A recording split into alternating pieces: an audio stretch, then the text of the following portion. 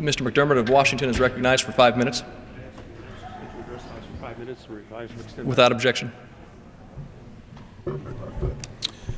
Mr. Speaker, I rise today to encourage my Republican colleagues to start having an honest debate about the health care law, which they call a job-killing law because it polls well, but not because it's true.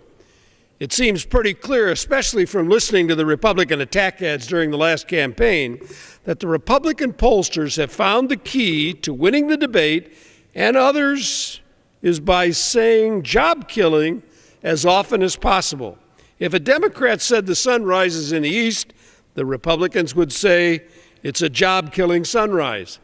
Republicans entitled the current bill we are debating the Repealing the Job-Killing Health Care Law Act.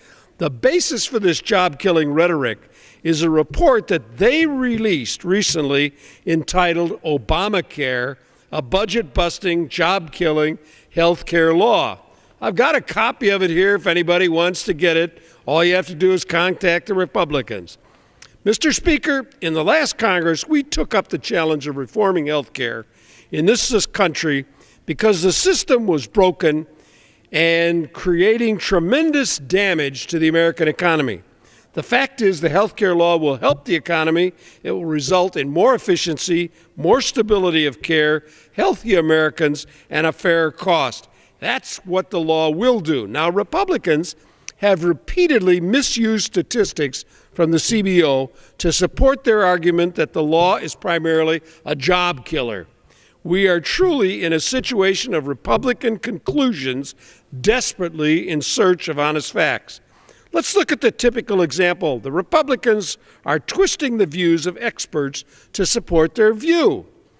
On the very first page of the report, House Republicans released on January 6th, entitled Obamacare, the Republicans state that according to a nonpartisan CBO office report from August 2010, the law will result in a loss of 650,000 jobs. Now, you can get that from the CBO. It's available for people to read. But if you actually go to what they cite from the CBO report, it's on page 48. The report really says that the economy will use less labor because many people will choose to work less or retire early in a result of the benefits in the new law. Let me read the exact quote from the Republican report. It says, the nonpartisan CBO has determined the law will reduce the amount of labor used in the economy by roughly 0.5%, an estimate that adds up to roughly 650,000 jobs.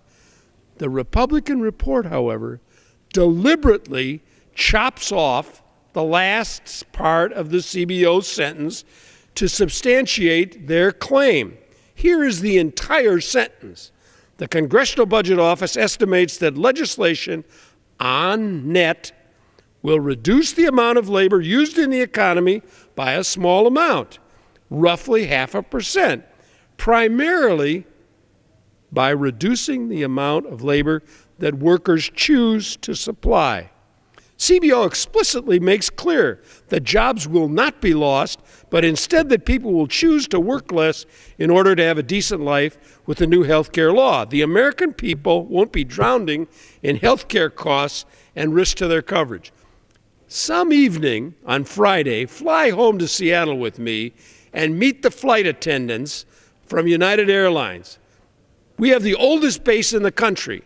Most of those women are working so that they can have health care benefits for their family because their husband has a job and no health care benefits. They're not flying for the pension. They're not flying for the salary. They're flying to keep their health care benefits until they can get to Medicare. The Republicans want to focus on their message no matter what the facts are. Republicans say that health care reform is bad for American business. The National Business Group on Health, a collection of nearly 300 large employers, including Walmart, Lockheed Martin, and others, disagree and say repeal will be bad for businesses.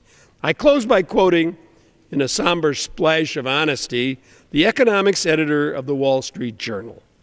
On January 6th, just 2 weeks ago, he wrote, talking about repeal of the health care law. Now remember, this is the Wall Street Journal.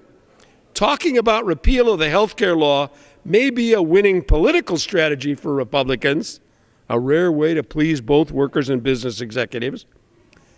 And here's what they finally end with: as long as they don't actually succeed in doing it. The health care law isn't a job-killing bill. It's good for business. It's good for American taxpayers. It's good for consumers. It's good for everybody in the society. And I urge my colleagues to recognize that words really do matter, and they should stop mischaracterizing the health care law and confusing the American people. I yield back the balance of my time. The chair recognizes Mr. Jones, North Carolina.